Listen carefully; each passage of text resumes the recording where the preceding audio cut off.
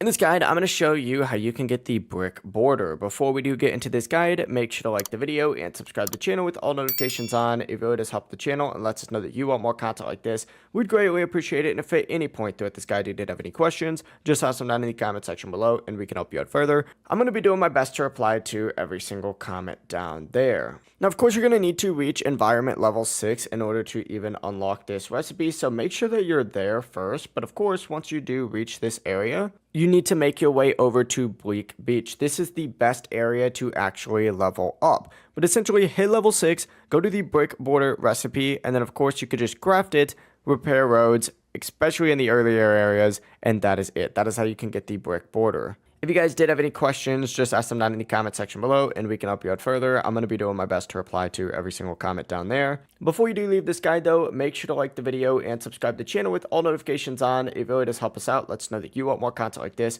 We'd greatly appreciate it. Have a great rest of your day though. Peace.